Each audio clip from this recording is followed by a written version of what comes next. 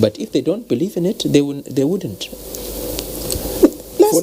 For now, apart from observing symptoms and testing, is any technology now being developed that could detect the presence of coronavirus in people? Is there any technology? No, so the key diagnostic tool is what we call PCR, polymerase chain reaction, and we're looking for the presence of nucleic acid component of the virus. And if it is present, the PCR test will be positive. So you're actually looking for the presence of the virus, and that's why we have to go to the respiratory tract, the nose, the mouth, and lower down to look for it. And because the test is very sensitive, and it also reflects infectivity, because if you're excreting the virus, you're more likely to transmit it. That's why we prefer that test. The blood test that you would see all over the internet are very dodgy tests. Some of them have what we call sensitivity of 60%, which means that in 40% of cases, you're likely to have a false negative result. It will come up negative, and in actual fact, it's positive. So those sort of tests, when it comes to screening, are completely useless. If you have a test with a sensitivity of 60%, it's almost like flicking a coin. If you flick a coin, what's the probability you will have heads or tail? 50%. So it's almost like saying, let's forget about the test, Mohammed. Let's flick this coin. Heads, you have COVID. Tail, you don't. And then we flick. And that's how the test will perform. And that's why we don't like the blood test, the serological test, because they look at antibody levels. So are you emphasizing that now?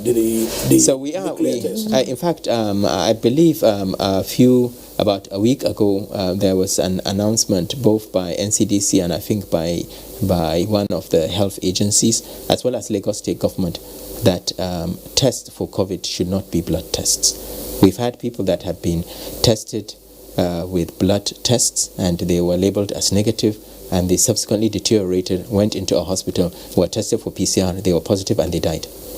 So that's why it's quite possible in the coming weeks to months, because science is moving very fast, technology is developing, it's quite possible we might have rapid tests that are more reliable than what is currently available.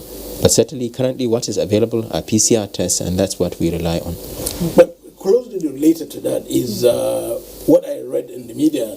The NCDC is saying that before, at the isolation centers, patients go through 2 levels of tests. That is, you must pass negative tests twice before you are now discharged. Oh, right. But now you are saying it's only going to be once you are negative once. In fact, the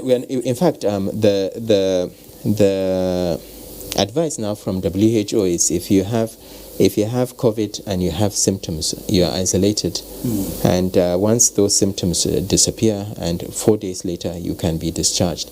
If you have COVID test that is positive and you don't have symptoms, all you need is to be isolated for 10 days, and if you still don't have symptoms, you'll be discharged.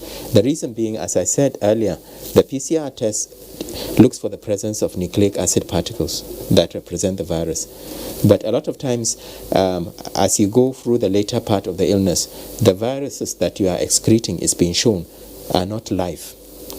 Because viruses, you can take a media, a culture media, and you take the virus and you grow it in a viral media. If it's alive, it will grow.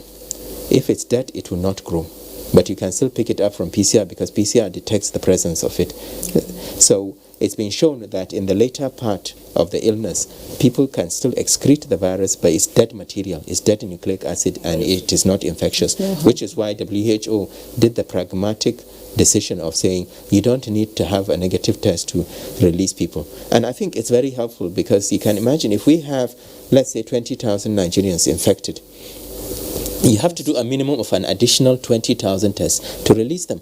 And some of them continue to be positive for a while. So you could end up doing 2-3 tests.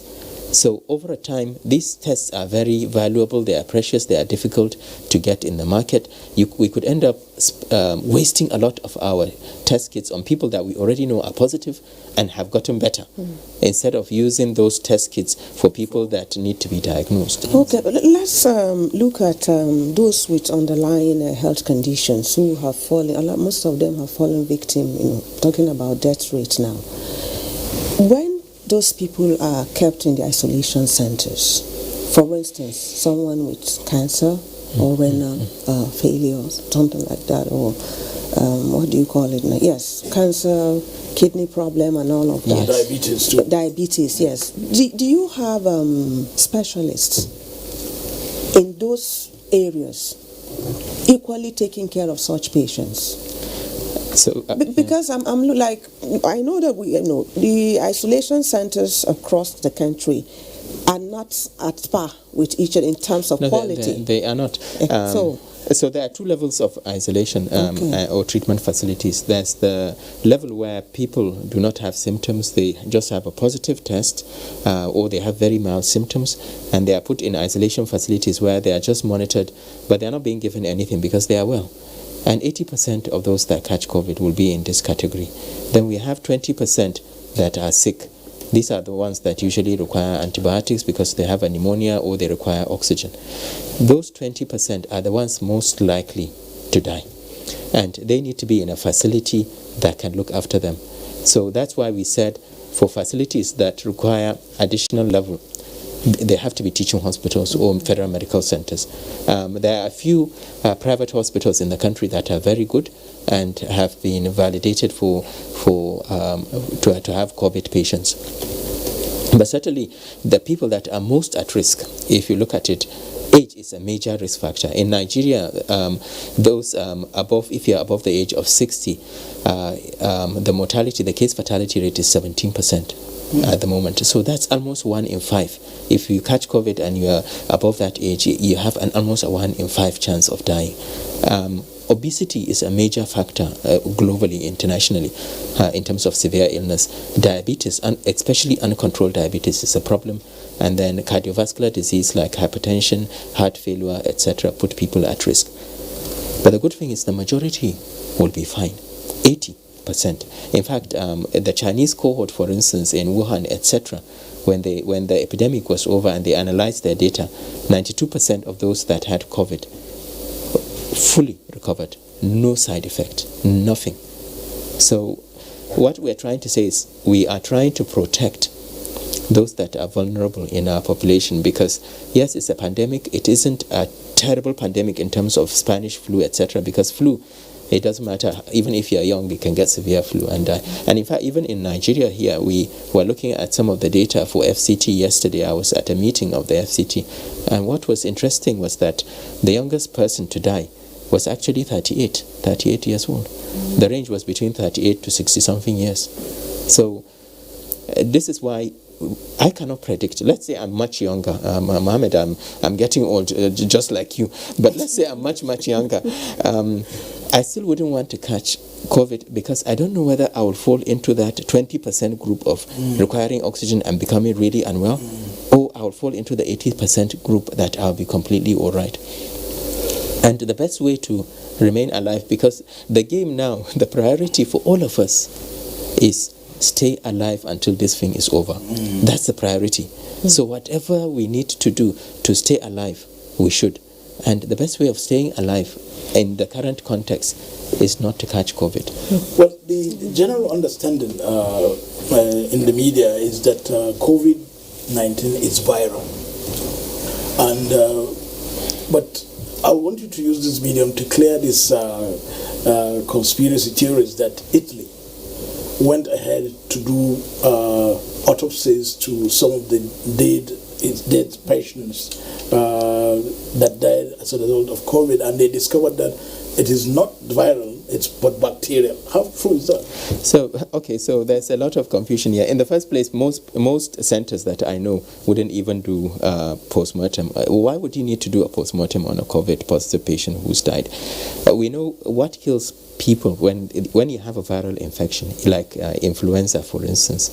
Usually it's not just the influenza, it's actually the secondary bacterial infection that you get.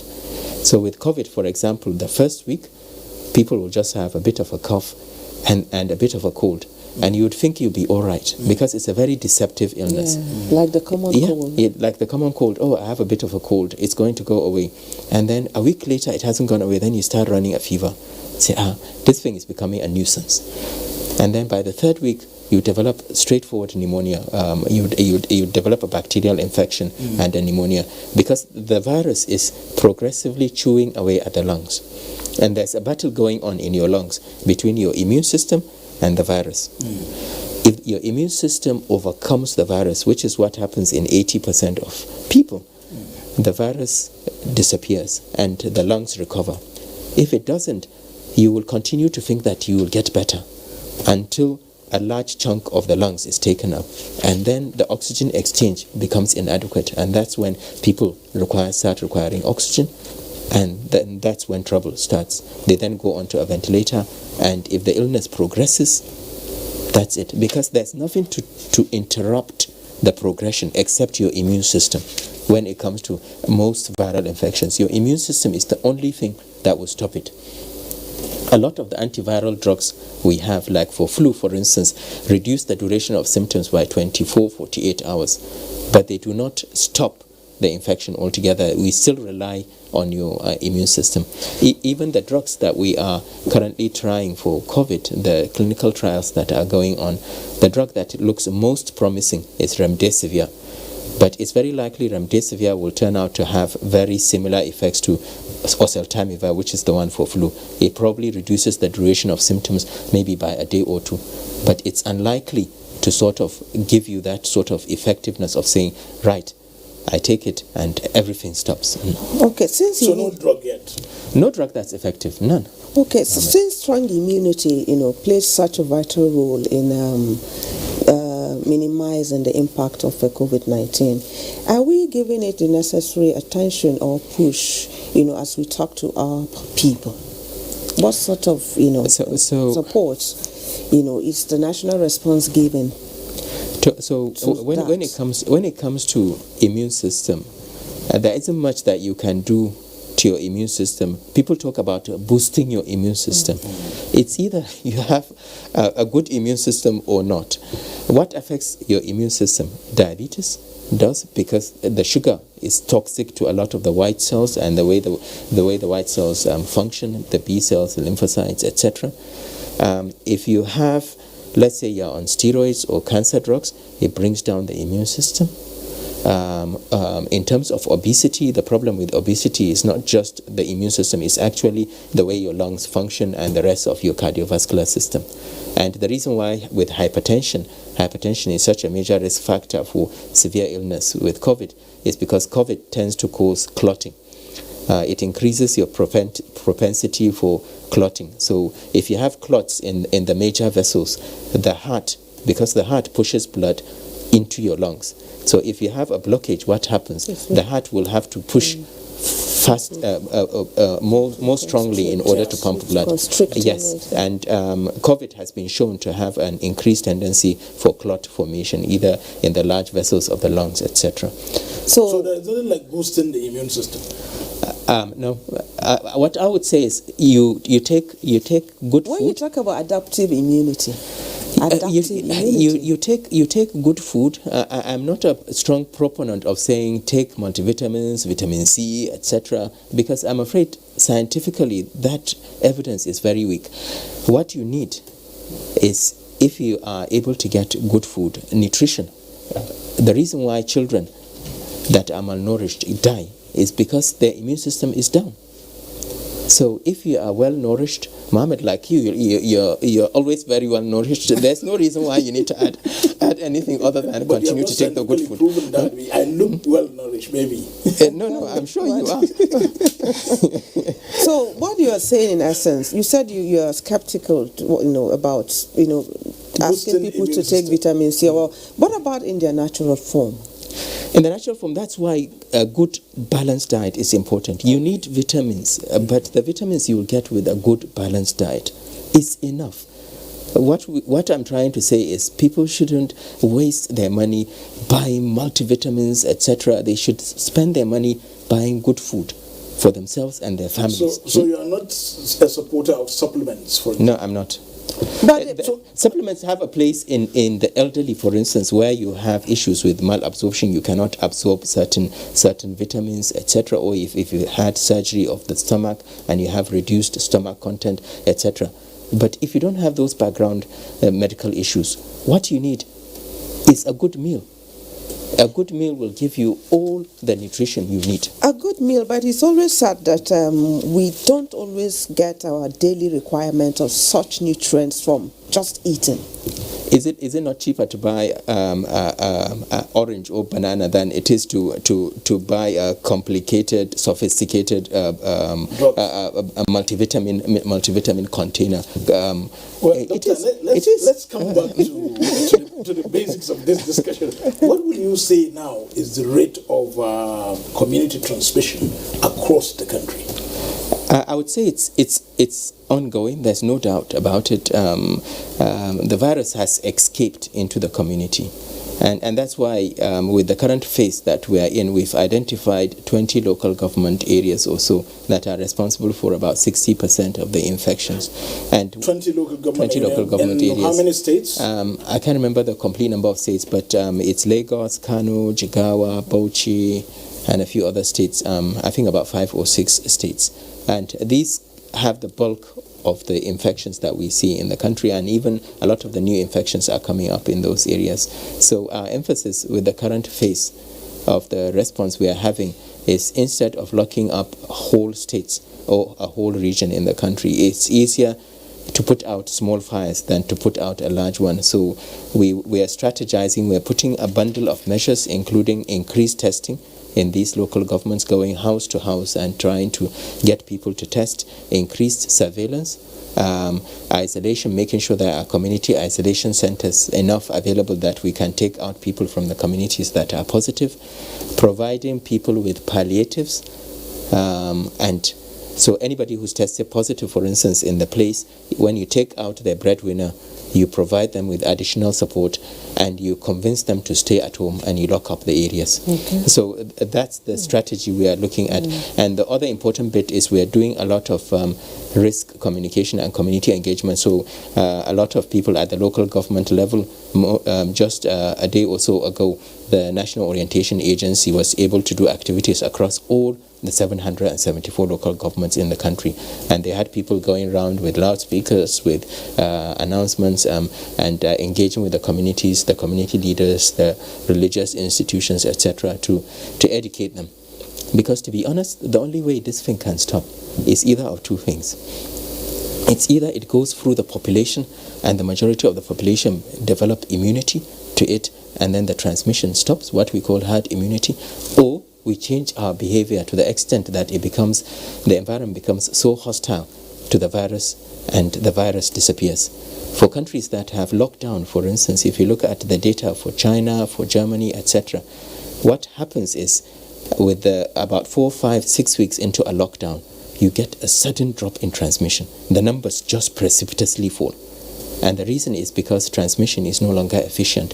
You have interrupted that ability of an infected person to transmit to the next.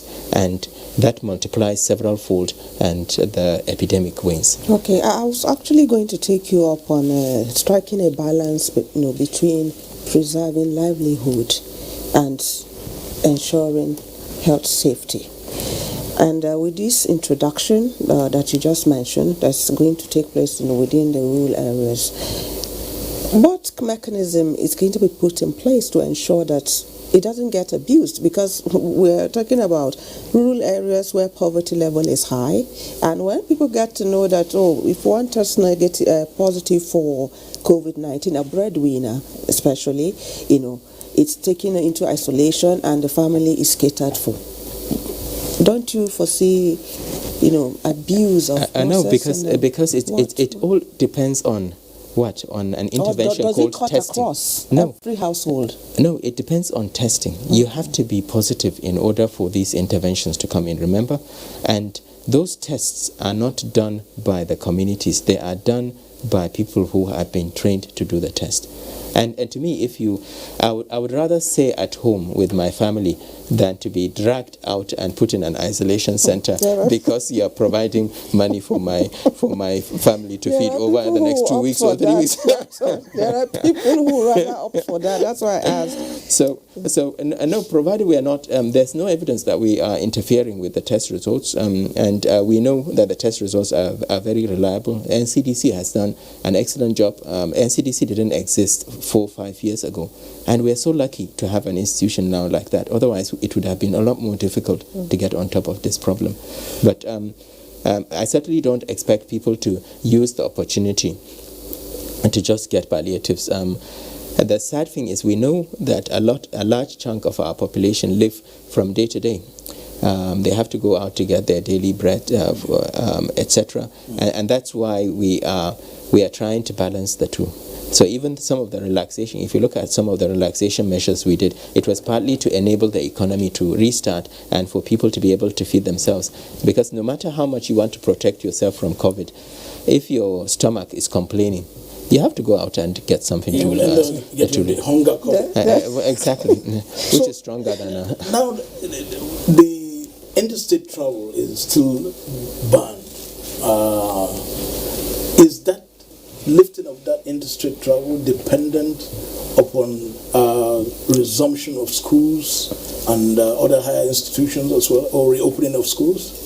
Well, a lot of the decisions we take, Mohammed, in the PTF is they are joint decisions based on the data we have. We have modeling groups that assist us. We have academics that we provide them with questions, simple questions like what is the impact of relaxing interstate lockdowns, for instance. They will do the modeling and show us how it's effective or not. For example, when we lifted the lockdown, there was a piece of work that was done where we said compare complete lockdown with this raft of interventions, assuming people comply with it.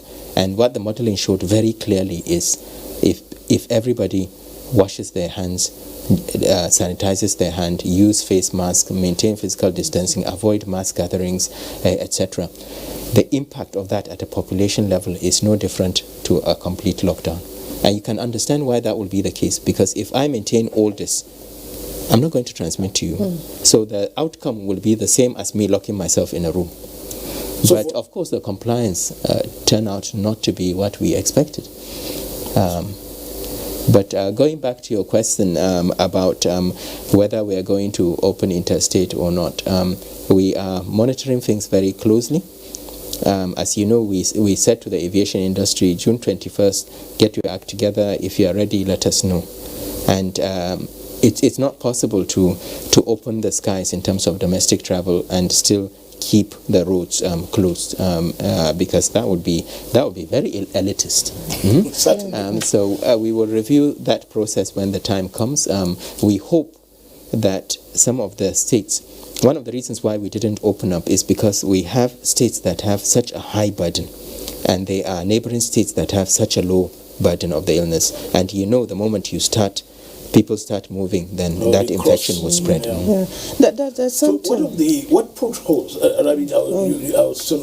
what protocols is PTF considering before it reopens schools? Oh, schools. Yeah. Okay, so with schools, there's very good scientific data that suggests the impact of reduced transmission, the most effective intervention is really a lockdown, because it gives you a 45% reduction in transmission. The next most effective is locking down schools, and that gives you a reduction in transmission of about 15%. All the others, like hand washing, like physical distancing, like use of face masks, they give you reductions of about 5, 6, 4%, etc. They are single figures. And the reason why schools are closing down schools is so effective is because of a mixture of things. One, the difficulty in getting children to maintain all these raft of measures. B, the fact that children are more likely to be asymptomatic or have mild illness, so they will not be picked up early. 3, the way that children play as well, and they sniff around, they cough, etc. And then fourthly, the impact this will have on mortality, especially in the elderly, because a lot of children go back to their elderly grandparents, etc.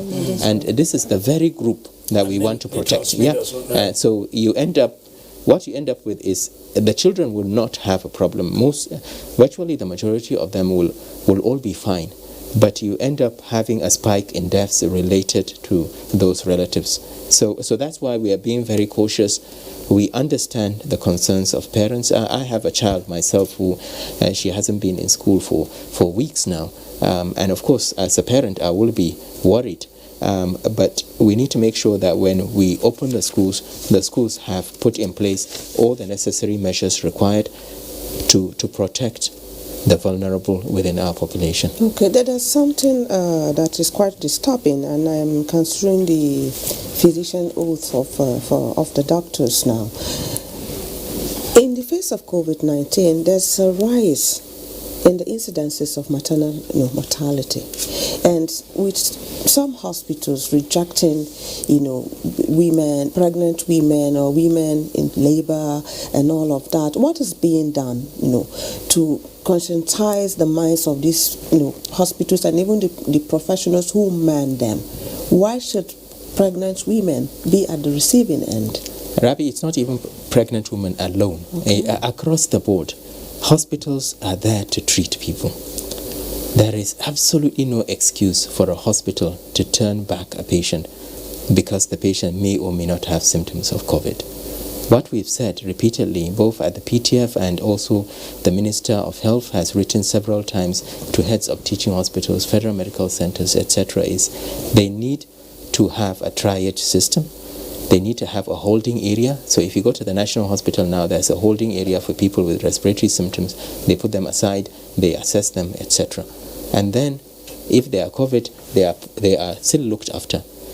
It is unethical, it is wrong, it's criminal for people to be turned back when they need help. Our suspicion, even for some of the deaths that have been happening, is partly because of the difficulty of people accessing healthcare. You have people that are diabetic. They run out of their medications, they need help, they go to a hospital, they are turned back because they have a bit of a cough. That's unethical. And we are monitoring it very carefully, and we certainly feel we are already engaging, and a lot of the professional associations like NTA, etc., understand where we are coming from, and we have provided, particularly the federal teaching hospitals, we provided them with PPE to make sure that the healthcare workers are protected. But you don't turn back somebody who is sick and seeking help. That's why you are there as a hospital. That's why you are a doctor or a nurse. It worries me that 25% of total deaths from COVID-19, are health workers. Why is it so? If health workers are being provided with the appropriate PPEs, is it lack of knowledge on how to keep safe or negligence on their part? And so I wouldn't say negligence, because nobody will go out deliberately to catch an illness that is potentially life-threatening. But there are a mixture of things. In the first place, if you look at the private sector, for example, the private sector are there to make money. And let's be frank about this. And they need to provide their own PPE. They need to, because government cannot accommodate the private sector. Even within, at the federal level, we are accommodating the federal teaching hospitals and medical centers, and we are providing PPE to the states.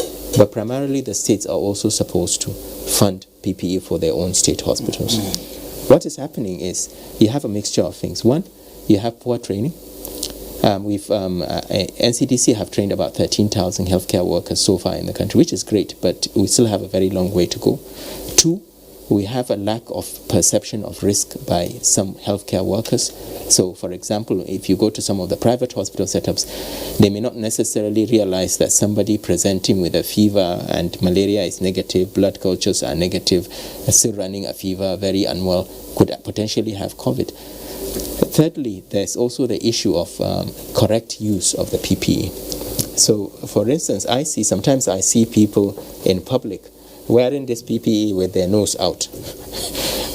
or putting it on the chin. I'm not aware that you can breathe through the chin. Maybe it's a new sort of fashion.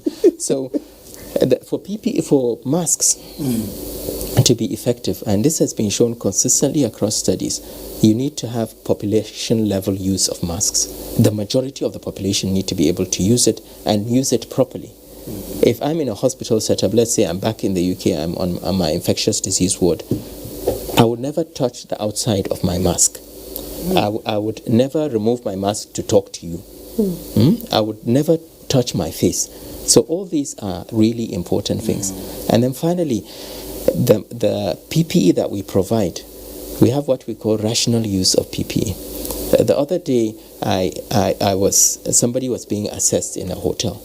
The person that came to assess him, this is a visitor to a hotel who wants to book a room, but the person that came to assess him was dressed in full regalia, had the coverall, he had the gloves, he had the boots, he had the mask, he had the face shield, and he didn't need to have all that.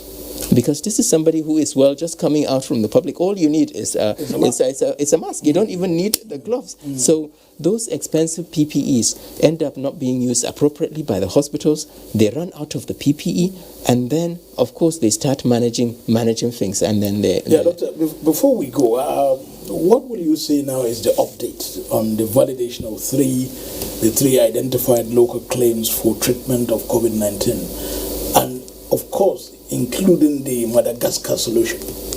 Well, I'm afraid I don't have any information on that. I know Mr. President gave quite a clear directive that the Madagascar drug in particular needs to go through the validated steps. And it's been forwarded to the relevant health agencies. People who make claims, it's very easy for me to come and make a claim and say, actually, if you take this, Mohammed, you'll live 100 years. But it has to be proven. We've been through this with HIV. I'm not saying the claims, etc., are wrong, but what I'm saying is they have to go through a process. And that process takes time, and you have clinical trials, etc. And even in the concept of a pandemic. To report in terms of the update. I wish there was, because it means we can all say it's all over, isn't it? But it's not. There's no, even within orthodox medicine, even within normal medicine, the scientific community, there's no treatment at the moment that's been proven to work for COVID. Okay, beyond that, do you believe in medicine sufficiency, medicine availability as a security issue? Looking at the Nigerian situation. Absolutely. Looking at the Nigerian situation, what has COVID-19 taught us in that regard? Absolutely. We have to look inwards. Ahead. But we have to look inwards, particularly in terms of manufacture of drugs that we already know work.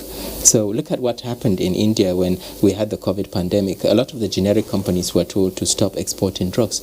So suddenly we had shortages. We had shortages of chemotherapy drugs. We had shortages of HIV drugs, etc. So that's the more reason why we need to invest in technology. We need to invest in biotechnology to make sure that we are prepared as a country. We have the manpower. There's no doubt. We have the scientific minds. All we need really is the additional investment required. NIPRID, for instance, have been doing some good work when it comes to pharmaceutical, what we call active pharmaceutical constituents. These are the things that you use APIs. They've also been doing a lot of work with this liquid gel sanitizers. They did some survey and testing that showed that some of the sanitizers were not really up to grade. Apart from NIPRID, we have NIMA, the Nigerian Institute for Medical Research in Yaba, and they are doing the current solidarity trial that the WHO is involved with. So there's a lot going on, but research requires money. If you give me 30 million for research, and meanwhile there's an external body outside the country that is receiving 3 billion, who do you think will be the first to get a cure? So it's a non-starter in the first place. I think one of the things that we will post-COVID, there are certainly spin-offs that would happen. One is, I'm sure, that even the way we fund health will change, the way we fund education will change. Infrastructure is an excellent idea, but infrastructure alone does not develop a country. They need to go hand in hand. And then secondly, the way that we perceive health in totality across the board will change. So even when it comes to investment, in the past people would rather go and be involved in road construction, etc. But it's very clear, no matter how rich I am, and I'm not rich by the way, but no matter how rich I am, if COVID gets me in an environment where I don't have access to ventilators, we have about 200 plus ventilators in the country, 200 plus, that currently ICU, in terms of our ICU bed capacity. There are hospitals in the UK, like our hospital has more than 50 beds. There are hospitals in the UK, the large ones, that have more than 100 beds. So, and you know that your chance of survival depends on having this equipment. It depends on having the doctors. It depends on having the healthcare that would protect you. And I think as we move along post-COVID, we are probably going to see a lot more investment in health. We are already within our budget. We have put in place arrangements to have an isolation and treatment facility in every state, the 37 states, linked to a federal teaching hospital, and also 10-bed ICUs linked to every federal medical center or federal teaching hospital. And it's not even a huge amount of money, to be honest. 5 of those could be paid for by just getting people that are being evacuated to pay for their accommodation. Let's look at the primary health care component of the response, the response to COVID-19 now. Well, I don't know, I might be wrong, but I'm thinking it didn't take off early enough until we got to the community transmission stage. Why was it so? So, a good question, Rabi. So, at the beginning, usually with a pandemic, at the beginning you have the first phase where all you're trying to do is those few people that are infected should not spread it. And it's the same approach we had for Ebola, for instance. So you pull all your resources into those few cases. So, for example, if you remember, we closed flights. There were people trying to come through the land border. We put resources to stop them, enforcement, etc. If you are positive, we drag you kicking and screaming. You don't want to go. We will put you in an isolation facility, even if you look well, and we'll lock the door, etc. But at a certain stage, the virus escapes. And when the virus escapes, that's when the community element comes in. And at that point, what you are trying to do is to mitigate. You know that it's already spreading, but you want to slow the spread so that you'll have enough time for the health system to be able to recover or to be able to cope. Yes. Yeah. And that's the stage we are at. There's no doubt there's a lot of community transmission going on. There's no doubt we cannot absolutely 100% stop all transmission. But what we are trying to do is to stop as much transmission as possible and particularly protect those that are vulnerable, that are likely to die if they catch this illness. Doctor, very quickly, we have just 1 minute to go. What will you say informed the decision to suspend the evacuation of Nigerians abroad? So the problem we've been having, Mohammed, is if you look at the system in other countries, even the rich countries cannot afford to bring people back and pay for their accommodation. It's expensive. As I said earlier, the money we would have spent on 4,000 Nigerians being accommodated for 14 days in Abuja or Lagos can build me 5 isolation and treatment facilities. So there's no justification for me to use public resources for this purpose. So we looked at, okay, these Nigerians have been there out for a while. They are definitely in challenging circumstances. Some have been there for weeks and months. And one of the main blocks is the fact that we have to look for accommodation for them in the first instance. If we are bringing 300 people, we need to make sure there are 300 beds in Abuja that can accommodate them. And so we took over, the PTF took over because clearly it was not sustainable. Not just the bed, but they're feeding too. And they're feeding as well. And some of them can really eat. Sorry, I'm just joking here, but of course it's not a laughing matter. But what we are trying to do is to find the most sustainable way of bringing back our citizens and allowing them to rejoin their families. How do we do that? We take out the block by saying we don't need to accommodate you. We don't need to accommodate you, but we don't want you to go into the community and start spreading it. So get a test done before you board, and that's what India does as well. You get a test, and if it's negative, you board. When you arrive the country within 72 hours, we will do a repeat test just in case it's one dodgy doctor or laboratory scientist abroad in India that did the test for you. To confirm that you are negative, we will ask you to self-isolate at home for 14 days. If you live in Abuja, great. If you don't live in Abuja or Lagos, can you accommodate yourself for that period? And we will ask you to sign an undertaking that these are the conditions we are attaching.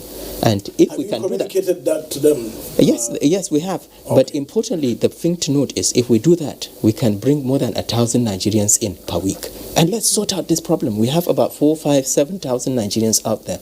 We can clear this, because we have more important things to do. This is becoming a distraction, and it needs to be sorted. Our time is over, and it's been very interesting talking to you and the analysis and the issues related to the partial lockdown, particularly the compliance levels. And we have learned a lot. And like I said, we'll just have to leave it there for now, but we'll certainly call you again in other programs to further, explain and continuously tell us where we are.